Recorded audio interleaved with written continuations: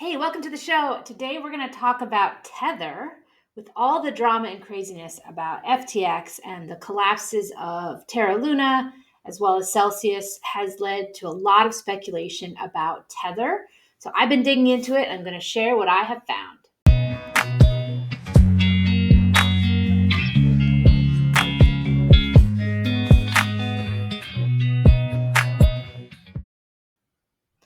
All right, let's dig into Tether.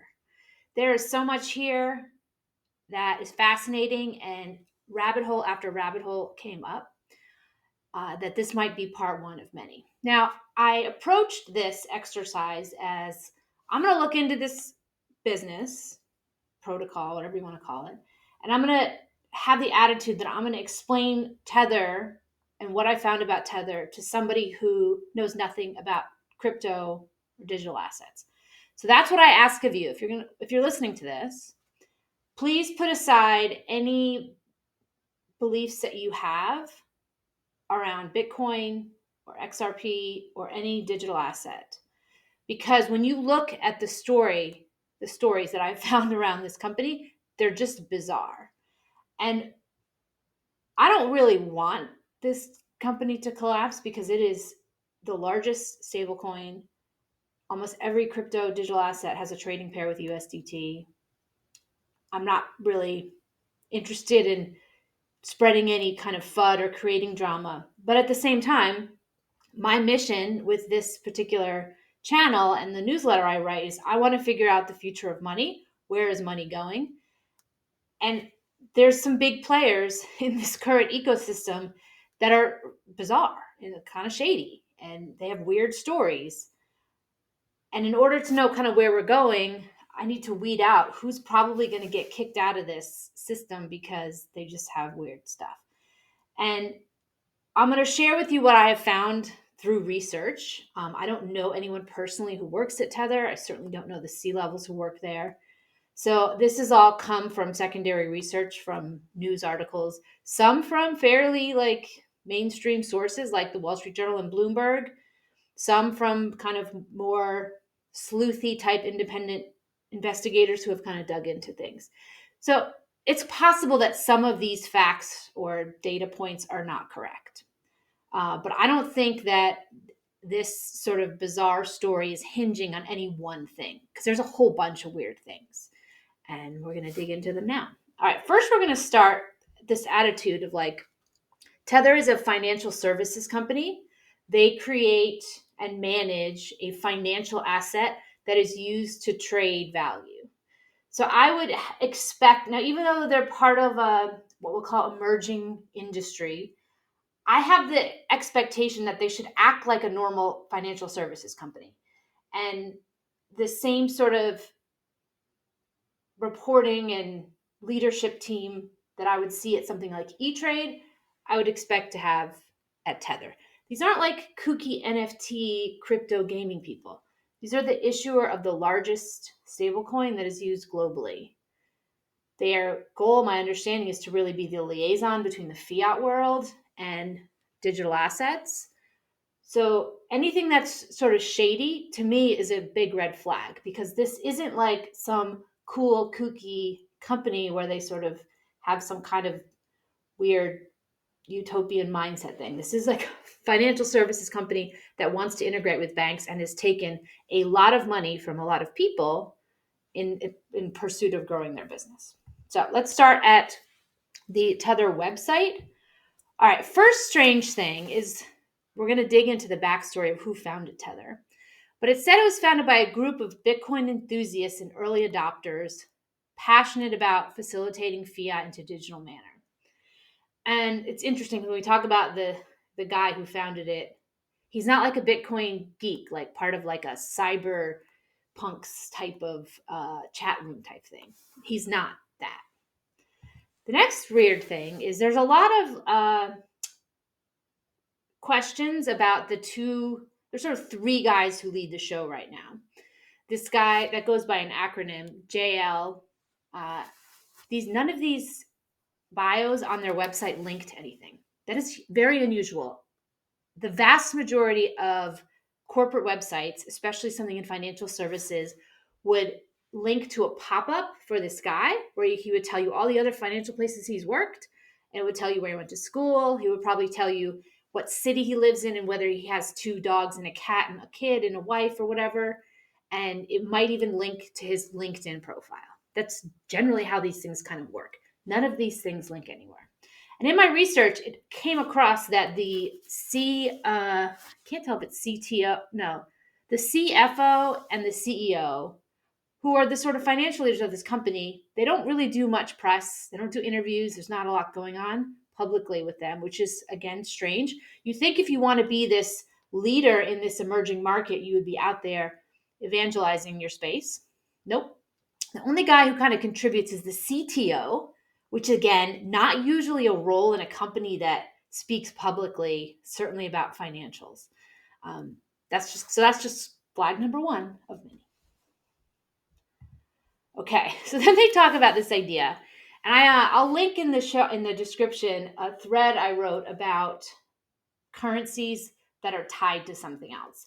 There's a difference between something that is pegged, which means the value is intended to be maintained at a certain value. So like in the regular foreign exchange world, certain currencies are pegged to the dollar. That means they're supposed to have a consistent exchange rate. And you have to actively fight to maintain that peg if somebody comes in and tries to like short it or pump it, whatever. And in the fall of Terra's UST coin, that was also pegged to a dollar.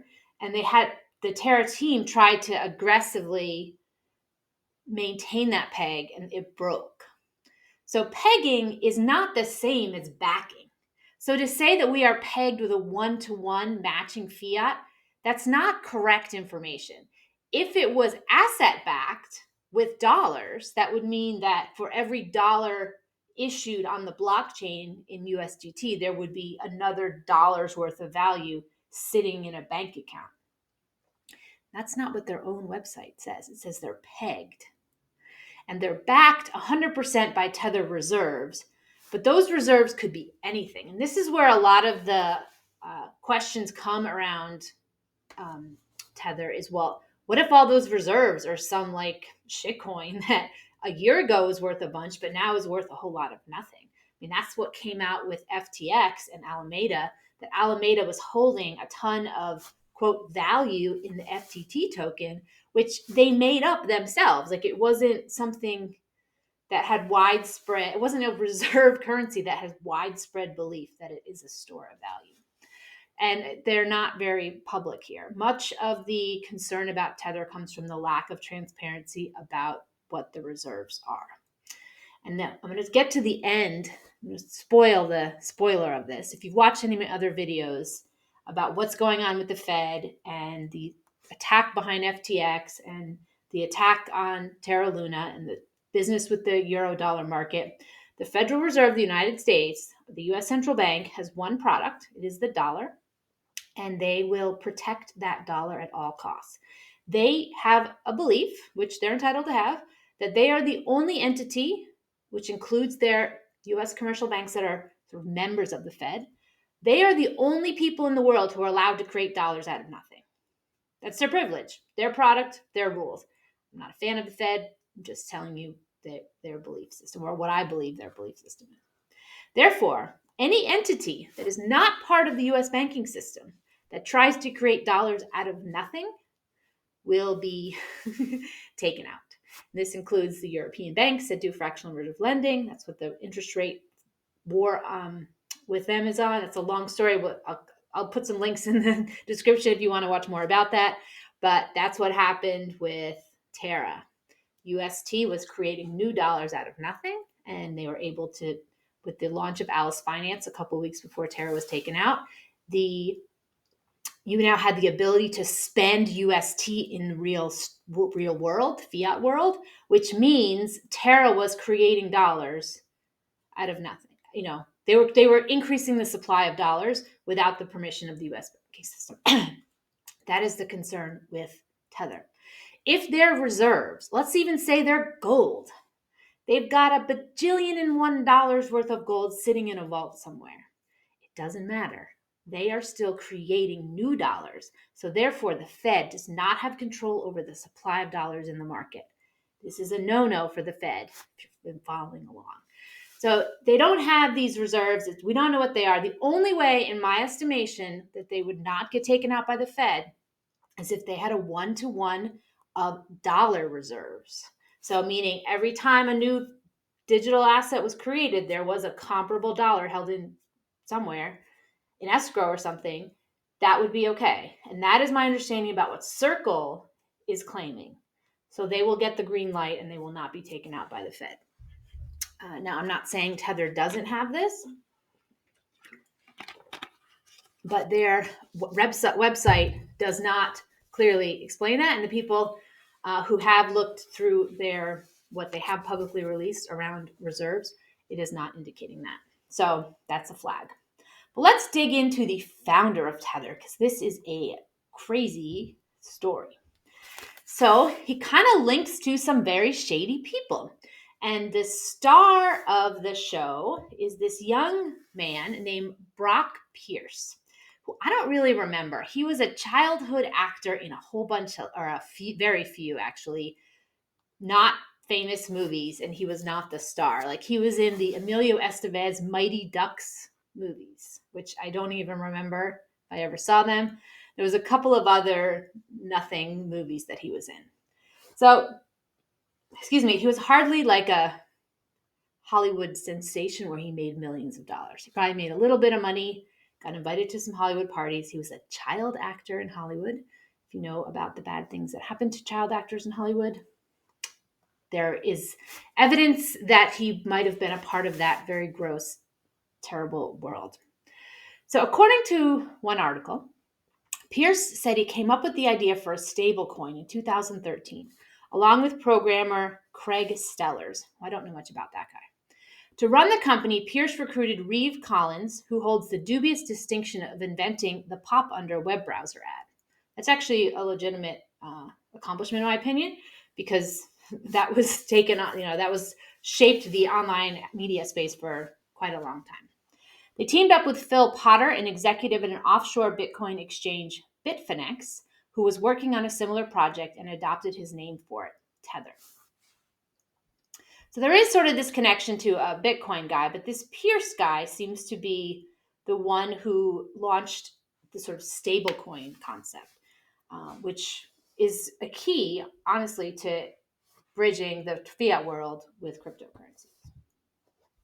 All right, so this Pierce guy gets all these. So here he is, this sort of like nothing Hollywood actor, he had like an e-commerce or an entertainment business first, which actually I don't think I put a lot of the links in here. So anyway, he and this other guy were in a relationship, and they had started this like entertainment company. I think it was called DEN, and they were doing some kind of movie thing, and they broke up. The other guy was in love with Pierce, and it was not a very peaceful breakup, in my opinion.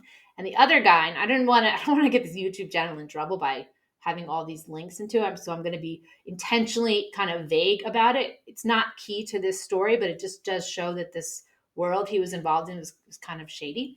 The other guy ended up getting arrested for trafficking kids and drugging boys who were underage and doing bad things to them. And that rabbit hole, I think, goes down very deep. So it kind of confirms that it's very likely or very possible that Brock was part of this dark world of Hollywood, which means he met other shady people in that world. And much of that world also participates in bad things like blackmailing people, which is interesting how he maybe was connected to this guy who had a big blackmail business. Also, interesting that some of these interesting characters always seem to tie back to the Clinton Global Initiative, who also was friends with, we'll just call that guy Jeff, so we don't cause any flags for the account. Now, there's also an interesting connection between Jeff and FTX. If you have followed FTX story, I have a video too about that. There's a lot of connections back to MIT. Now, I'm not trying to pick on MIT, but there's a lot of universities in the world. There's even a lot of universities that have very good engineering and math and computer science programs. But why is it they all seem to tie back to MIT? Like, I don't hear Caltech coming up in this too much. Anyway, so sure enough, there is this party that Jeff has. Jeff wasn't the planner of it, but Jeff went. We're going to learn in a second about who the party host was.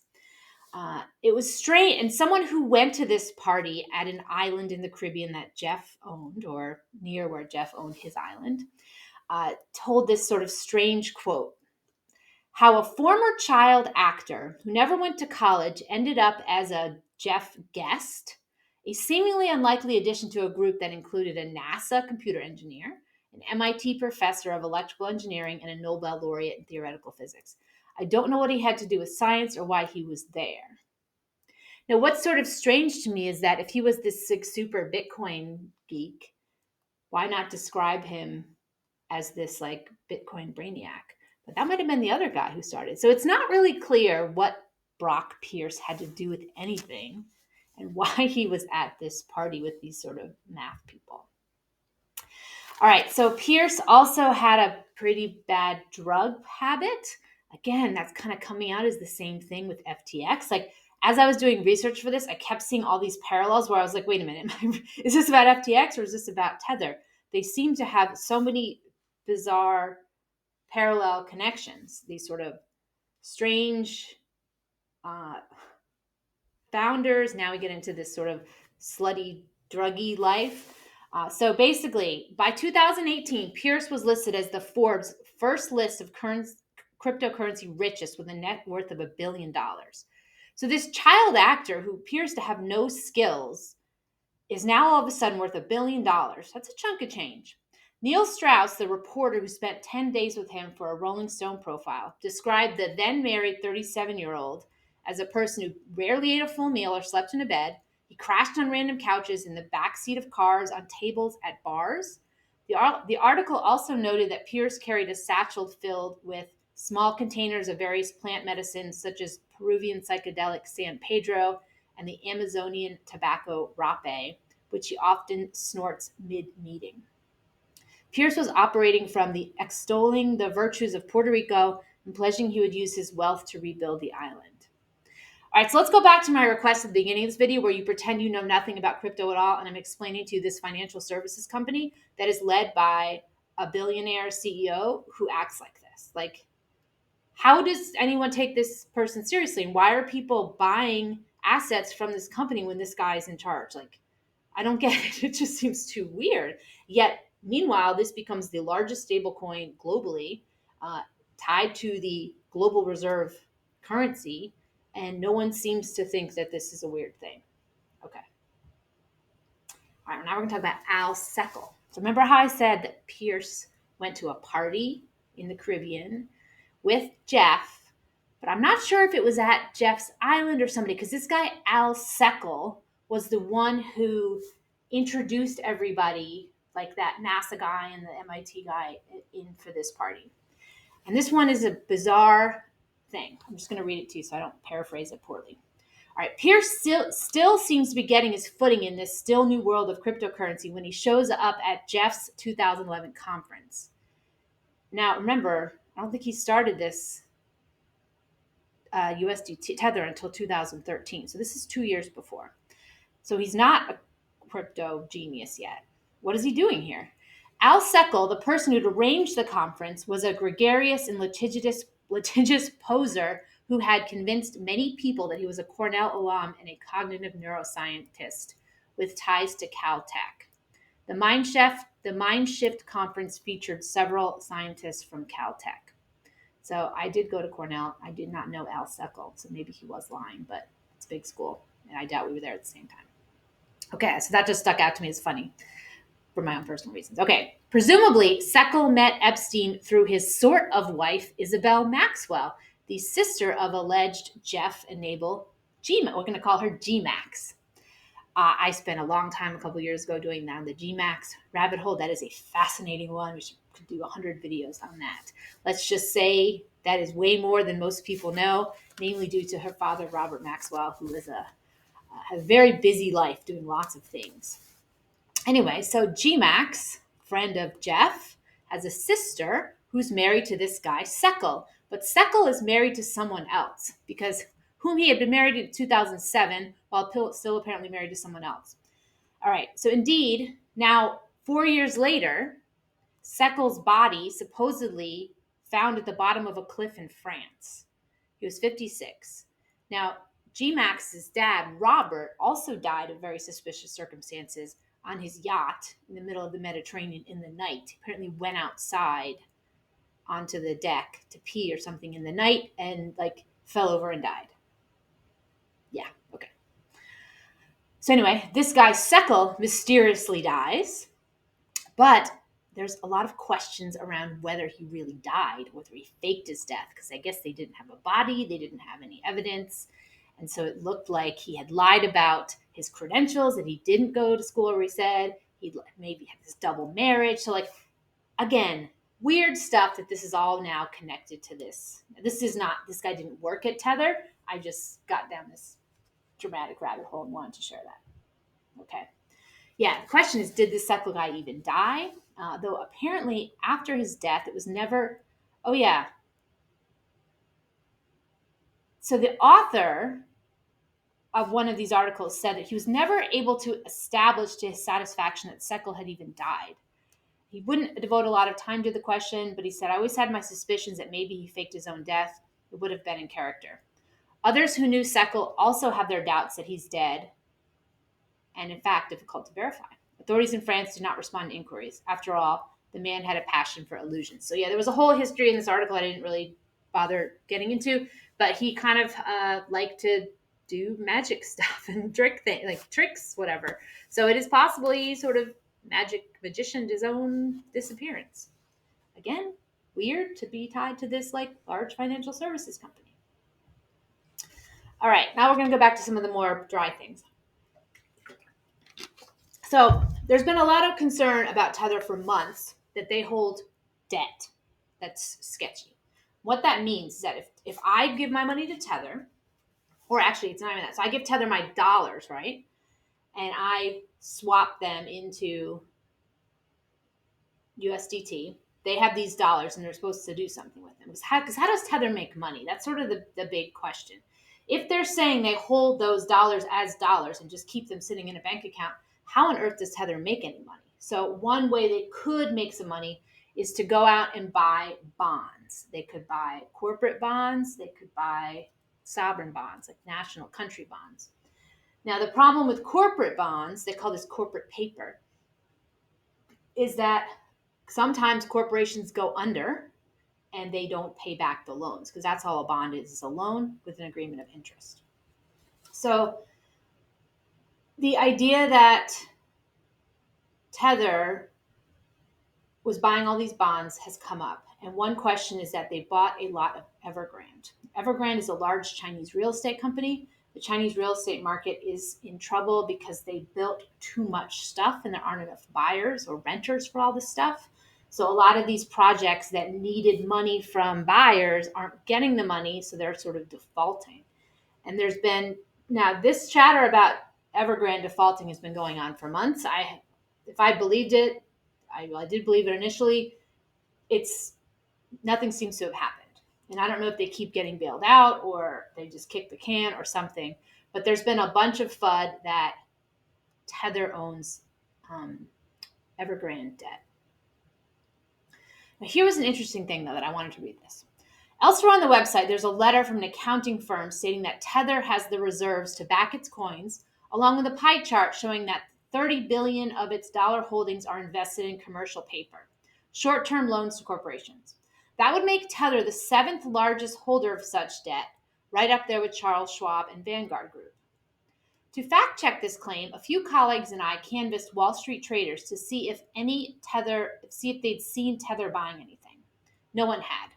It's a small market with a lot of people who know each other, said Deborah Cunningham, Chief Investment Officer of Global Money Markets at Federated Hermes, an asset management company in Pittsburgh. If there were a new entrant, it would be usually very obvious. So the question is, if Tether's really buying all of these bonds, like a lot of them, why does nobody else in the bond industry know that? Good question. Okay, back to Evergrande. I obtained a document showing a detailed account of Tether's holdings reserves. It said they included billions of dollars of short-term loans to large Chinese companies, something money market funds avoid. And that was before one of the country's largest property developers, China Evergrande Group, started to collapse. I also learned that Tether had made loans worth billions of dollars to other crypto companies with Bitcoin as collateral. One of them is Celsius, a giant quasi bank for crypto investors founded by its founder, Alex Mashinsky, told me. So the Celsius founder told this person this. He said he pays an interest rate of 5 to 6% on loans of about $1 billion tethers. About $1 billion tethers. Tether has denied holding any Evergrande debt, but Hogner, Tether's lawyer, declined to say whether Tether had other Chinese commercial paper. So there's just a lot of questions about whether or not, one, they were converting their assets into Bitcoin and lending it out or using that as collateral. And if the price of Bitcoin falls, which it has, their collateral isn't worth as much, so that creates problems. How much money did they give to or lend to Celsius, who's gone under? So there's another question. So that there's it's not just like one thing. There's a lot of smoke about this particular Tether situation. Now I have this big question, which is how does Tether make money? Because if they're supposed to hold all of the collateral one-to-one, I mean, I guess they could charge a transaction fee, but they've gotten into some serious trouble, which I'll read you in a second. In February, Tether agreed to pay an $18.5 million to settle with a New York suit without admitting wrongdoing. Supporters spun this as an endorsement of Tether. Would the state attorney general settle if Tether were a massive fraud? But in Washington, investigations continued. Earlier this year, prosecutors from the U.S. Department of Justice sent letters to Devasini and other Tether executives informing them that they're targets of a criminal bank fraud investigation. So there's been a couple of these suits with Tether, and they've been fined pretty big chunks of money. Where does Tether get $18.5 million to settle a lawsuit? Is that coming from the reserves? Do they have some sort of profit fund that just sits there? If so, what's the profit from? Investments? Like, I don't know how Tether could make this much money. I know they probably charge you when you mint new tokens, but if I'm going to mint $100,000 of USDT, I'm not going to pay you like 50,000.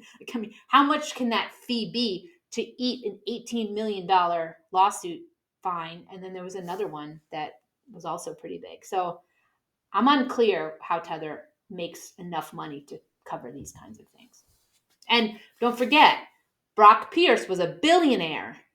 How did he make $1 billion in profit off of issuing a stable coin that's supposed to be backed one-to-one? Where does that $1 billion of profit come from? All right, so then there was some other interesting thing that Tether needs a bank. All businesses need a bank. So they found this bank that I think is in the Caribbean. I'll read you a little bit about. This bank, which once conducted investment banking throughout Latin America, had dwindled to just a few $1 billion in assets. Chalopin, who I think was the owner of the bank or the employee at the bank, he invested, eventually becoming the biggest shareholder. Bahamian banks, so now we're back to the Bahamas, where FTX was. Bahamian banks are often depicted in movies as haven for money laundering, but Chalopin said Deltek's edge was customer service, not secrecy. He decided to seek out clients in new lines of business, such as biotech, gene editing, artificial intelligence, that were too small to get personal attention from bigger banks. Another area was cryptocurrencies.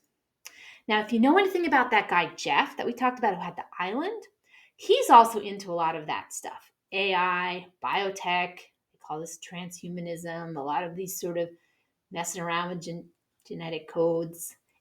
It stuck out to me. Oh, wow. I wonder if the common thread in some of these connections is the bank. Maybe. Don't know. Again, a lot of this is speculation. I'm connecting dots. I just kept finding so many that it seemed like if they were truly legit and innocent, I could see a couple of things, but like this is a lot of things on the list. All right, I'm going to talk more about MIT. Yeah, I think I did cover this before. This is sort of that same screenshot. That it's sort of strange to me that, you have this kind of bizarre world of Caribbean shady things Why do these MIT people keep showing up? I don't know.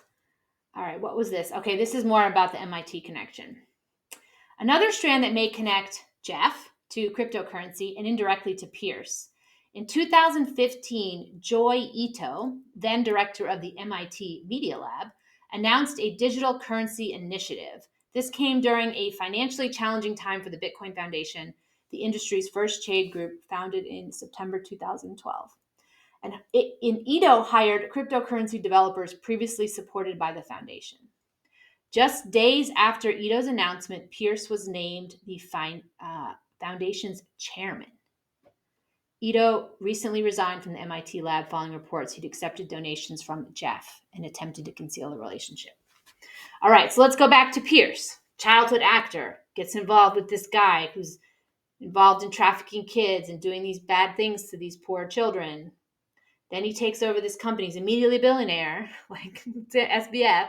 But meanwhile, he's so messed up, according to a Rolling Stone journalist who's following him around, that he never even sleeps at home. He's sleeping on tables in bars and is wasted doing drugs in meetings.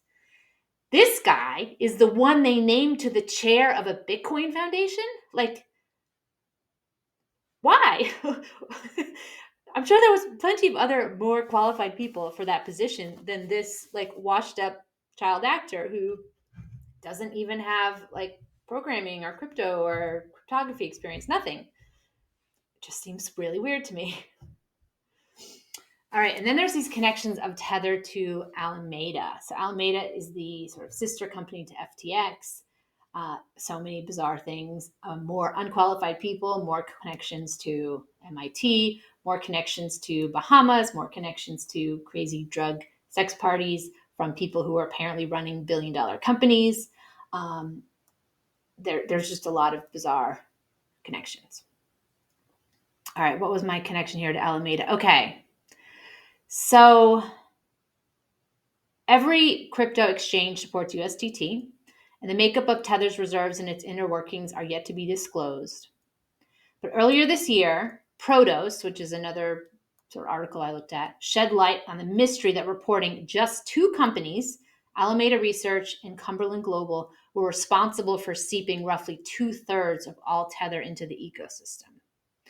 So we already know that Alameda was doing all sorts of suspicious things, and they were not really creating actual value. They were manipulating markets through a market maker mechanism.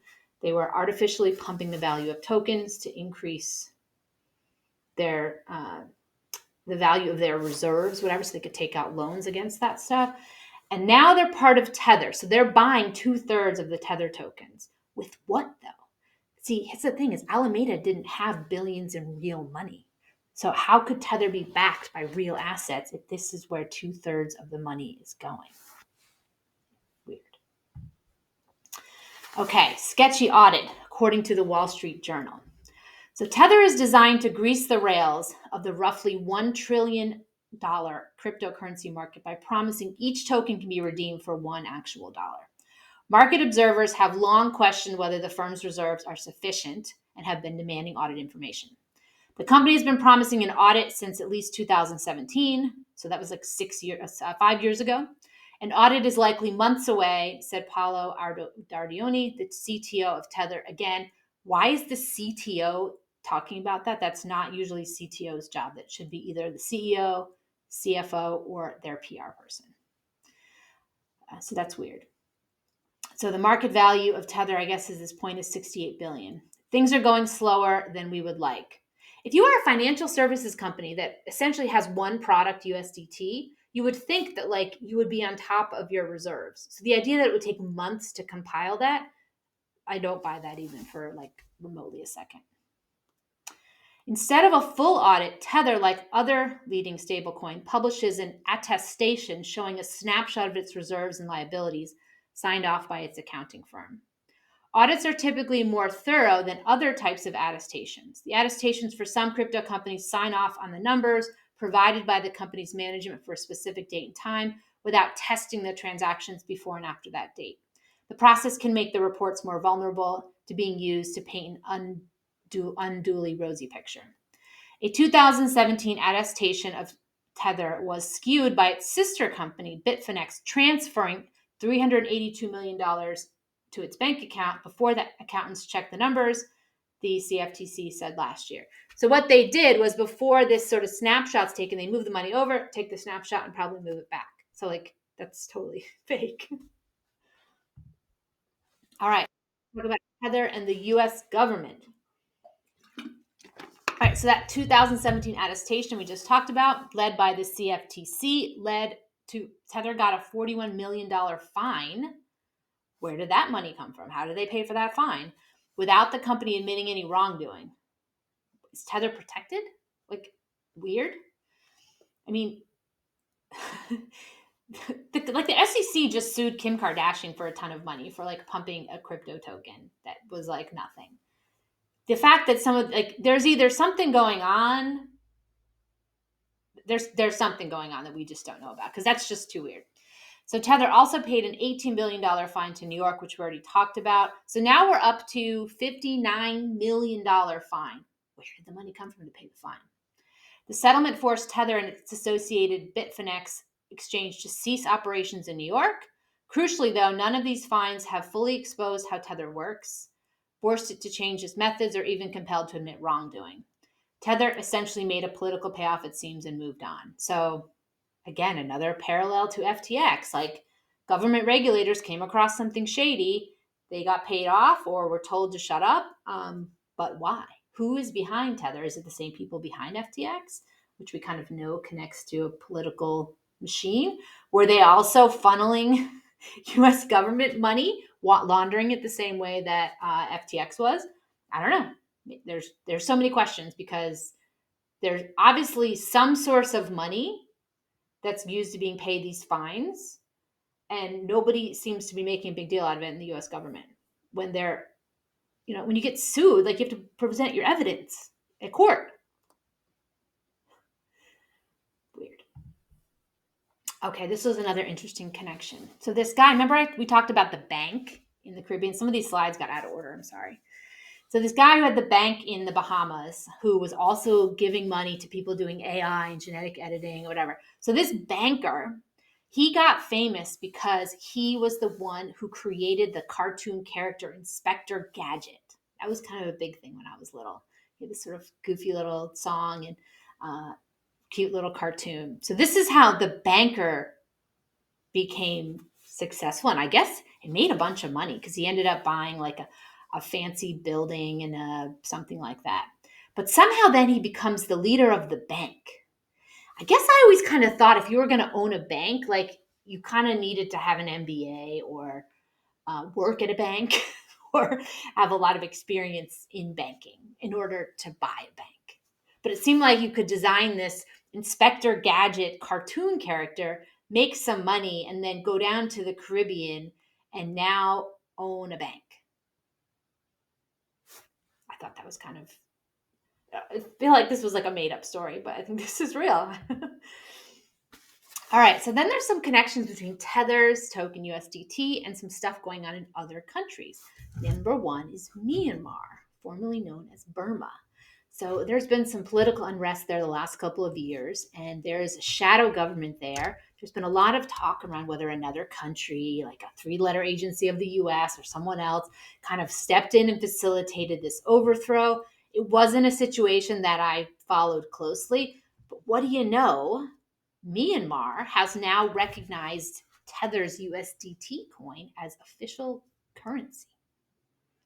Again, that's just kind of weird. It seems like a strange choice. For a military government, they outlawed the former currency, and now USDT is their currency. Okay, that's kind of weird. Syria is also fond of USDT. And I don't know what the exact connection was, but what I found that was interesting was, apparently in the WikiLeaks, Hillary Clinton, when she was the Secretary of State, had said in one of her emails that the Al-Qaeda division within Syria was aligned, which again is weird. And somehow they are linking and using USDT as well. So it seems like it kind of fits into the fact that if I were a government agency and I needed to move money around, do it in a way that it was fast, cheap, and maybe there was like a paper trail that was difficult for average people to figure out, I could maybe do that through a stablecoin. Kind of funny that Bitcoin always got the rap for doing that, but there's a little bit more transparency because no person issues Bitcoin, right? So it's kind of hard to hide that initial minting of the token because it gets minted by miners through that validation process. So you could go and you could buy your own mining rigs, right? But you got to win the opportunity to update the Bitcoin. It's hard. So I don't know if you can guarantee that. I guess you obviously do, or you go out of business pretty quickly because that's how you get paid. But what a better operation would be to create a stable coin and use that and have the stablecoin issuer be kind of in your pocket because maybe they're connected to all sorts of shady things and they're not in a position to narc on you. Interesting that we start to see these connections. I don't see these connections for like another stable coin, or maybe there are. Well, there were for FTX. Anyway, there's sort of strange things about this. Okay, there's more about this Syria thing. Okay. Bitcoin transfer is also used at the heart of a network providing money to terror groups. In August 2020, the U.S. Department of Justice revealed Bitcoin transfer had acted as a central hub in 6 terror funding operations and called for the forfeiture of 155 cryptocurrency addresses linked to the exchange. Other researchers also pointed to Bitcoin transfer's jihadist connections. What was the thing with Syria? But in the same time, Bitcoin transfer has ramped up its operations and opened new branches in Idlib, while also moving from Bitcoin to a stable coin called USD Tether. Tether is a cryptocurrency pegged to the price of the dollar and has the highest volume of cryptocurrency. So it looked kind of like maybe Bitcoin was being used, but they came up with this better way to move value around with these sort of illicit groups around the globe. So the irony would be if all of this is using for money laundering and it's being done by the people who say we don't want money laundering. Anyway, I don't want to get kicked off YouTube, so we're not going to go into that too much deeper, but we just start to see all these sort of connections. And then there was an interesting thing about Tornado Cash. So if you remember, this is a mixing service, created a big storm a couple of months ago, primarily focused on the ETH side of things. And the developer, who's a Dutch guy, I think, ended up in jail for creating this software. And the US government sort of issued sanctions saying that, I'll read the thing. So when the US placed sanctions on Tornado Cash, a crypto service that assists in concealing the transfer of crypto funds, Tether ignored that sanction. One might expect that defiance to draw the wrath of US regulators. Yet when the Washington Post looked into the matter, regulators seemed surprisingly unbothered. According to the Washington Post, so far the US government has not taken action. Tether has not been contacted by US officials or law enforcement with a request to freeze transactions with Tornado Cash. Tether's chief technology officer, Paolo Adierino, again, why is the CTO issuing all these press releases? Said in a statement that the company normally complies with the requests from U.S. authorities. When asked whether Treasury considers Tether to be in violation of Tornado Cash sanctions, the department declined to comment. Interesting that USDC said they would sanction people. A bunch of ETH addresses got sanctioned, but yet with this thing with Syria and Myanmar, like, again, weird. Who's protecting Tether? I don't know. Okay, some more money laundering things. So this came out of Bloomberg.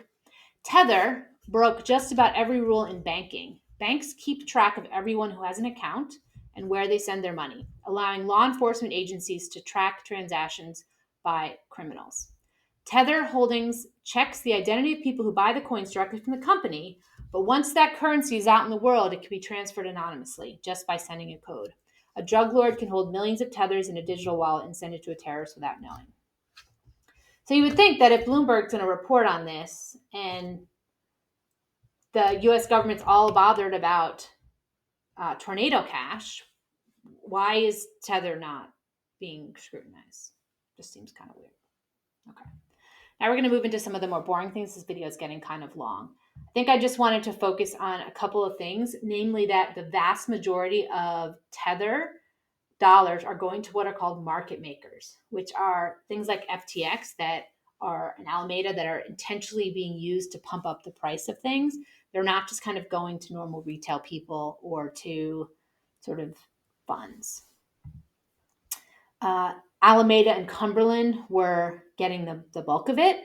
So if Alameda is all sorts of dirty and the bulk of USDT is going there, it seems kind of weird that Tether would be like totally innocent, but connected to Alameda like this.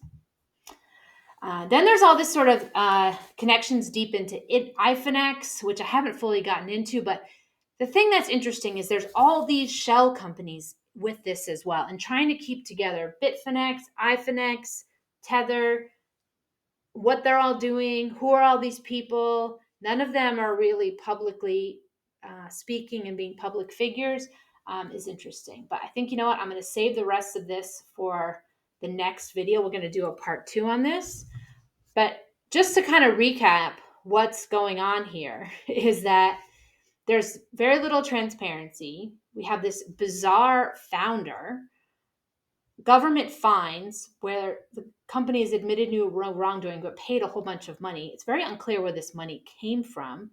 Why is the US government, who is cherry picking kind of money laundering and terrorist organizations via tornado cash, why is Tether not on that list? And how is Tether allowed to operate kind of as the largest stablecoin globally, knowing that they're very likely violating this number one rule of the Fed, which is nobody but the Fed or the Fed's banks are allowed to create dollars, increase the dollars supply. So I think there's a lot more to this story, and I think it's kind of strange. So I'll be back with part 2. Please like the video if you found this interesting. Please subscribe to the channel. It helps me grow, and I will see you in the next video.